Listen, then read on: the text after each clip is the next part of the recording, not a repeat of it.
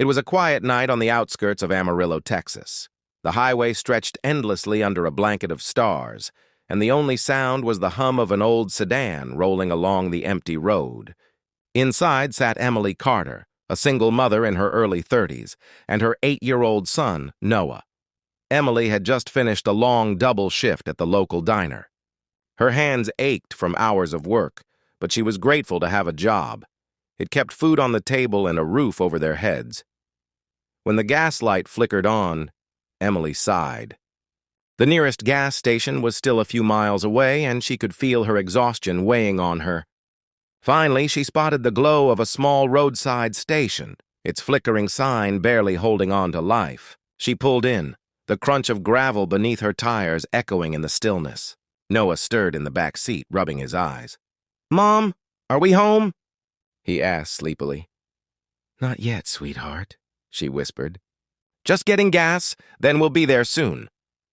Emily stepped out of the car, pulling her worn jacket tighter against the cold breeze. The air smelled faintly of oil and dust. She swiped her card, inserted the nozzle, and began filling the tank. For a brief moment, the peace of the night comforted her. Then headlights pierced the darkness, loud music blaring as a black pickup truck pulled up beside her. 3 men stumbled out, their laughter rough and mocking. They reeked of beer and trouble. One of them, a tall man with a dirty cap, eyed Emily from head to toe. "Well, look what we got here," he sneered. "Pretty lady all alone." Emily froze, pretending not to hear. Her pulse quickened as she gripped the pump tighter. Noah peered through the window, fear flickering in his wide eyes. The second man stepped closer. "Hey, sweetheart, you lost? Need some company?" he said, chuckling as he took a swig from his bottle. Emily forced a polite but firm tone. "No, thank you. I'm fine. Please just leave us alone." But the men only laughed harder. One of them circled around her car, tapping on the window where Noah sat. "Cute kid. You teaching him how to be rude to friendly folks?" "Don't touch my car!" Emily shouted, trying to stay calm but feeling her heart pound. The man nearest her smirked, leaning in too close. "Relax, we're just having fun," he said, brushing his hand near her arm. That was the moment fear truly hit her. She looked around. The gas station attendant had gone inside, pretending not to notice. The place was isolated, miles from town. Emily felt helpless, her throat tightening. Then, just as panic was about to take over, a deep rumble echoed through the night. The ground seemed to vibrate beneath her feet. Headlights appeared in the distance, not one, but several. The roar of engines grew louder, stronger. Noah gasped. "Mom, look!" Emily turned toward the sound and her eyes widened. A group of motorcycles, 6, maybe more, rolled into the gas station, their chrome gleaming under the dim lights.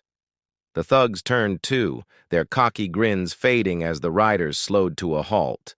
Leather vests, heavy boots, and patches that read Veterans Brotherhood Motorcycle Club. The air suddenly shifted. Emily didn't know who these bikers were, but something in her heart whispered. Maybe, just maybe, they had arrived at the right time. The night air seemed to thicken with tension as the rumble of the motorcycles faded into silence. The bikers dismounted one after another, their boots crunching on the gravel.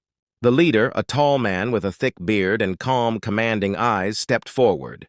His leather vest bore a bold patch that read, Veterans Brotherhood MC, Texas Chapter. He scanned the scene, the frightened woman, the trembling boy inside the car, and the 3 thugs frozen beside the pump. "Is there a problem here?" His deep voice cut through the night. The tallest thug swallowed hard, trying to sound casual. "Nah, man, we were just talking. No harm done." But Jake, the biker leader, wasn't buying it. He glanced at Emily, his gaze softening for a moment. "Ma'am, are these men bothering you?" Emily hesitated, her heart racing. She didn't want trouble, but she also couldn't let them get away with what they'd done. "They scared my son," she said quietly, "and they wouldn't leave us alone." Jake's jaw tightened. He turned back to the men, his calm demeanor shifting into something dangerous. "You heard the lady," he said, voice low but sharp. "Apologize, now." One of the thugs scoffed, trying to recover his pride. We don't gotta apologize to... Before he could finish, one of the bikers, a huge man with tattoos down his arms, took a single step forward, cracking his knuckles. The sound echoed like thunder. "Apologize," he repeated, this time slower, more menacing. That did it. The thugs stumbled over their words, muttering quick apologies before retreating to their truck. Their tires screeched as they sped off into the night, leaving a trail of dust behind. Emily exhaled a shaky breath she didn't realize she'd been holding. Noah peeked out from the car window, eyes wide in awe. Jake walked closer, keeping his voice gentle now. "You okay, ma'am?" he asked. Emily nodded, her voice trembling. "Thank you. I didn't know what to do. You showed up just in time." Jake gave a small smile. "You and your boy are safe now. That's all that matters." He looked toward his fellow riders. "We've seen too many nights like this. Good folks shouldn't have to be afraid." One of the bikers, a younger man with a kind face, crouched beside Noah's window. "Hey, buddy," he said softly. "You like bikes?" Noah nodded shyly. The biker grinned and pulled a small toy motorcycle from his vest pocket, handing it through the window. "This one's for you, champ.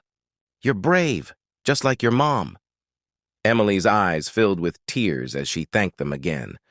The men simply nodded, as if protecting strangers was just another part of their night. As they mounted their bikes again, Jake looked back at her one last time. "Remember, ma'am, not all heroes wear badges. Sometimes they ride Harleys." With that, the engines roared to life once more. The sound echoed across the lonely highway, fading slowly into the distance. Emily stood there for a long moment, holding Noah close. The fear that had once filled her heart was replaced by something powerful: gratitude. That night, as she drove away under the stars, Emily realized that kindness and courage could appear in the most unexpected places, even from a group of strangers on motorcycles who arrived just when she needed them most.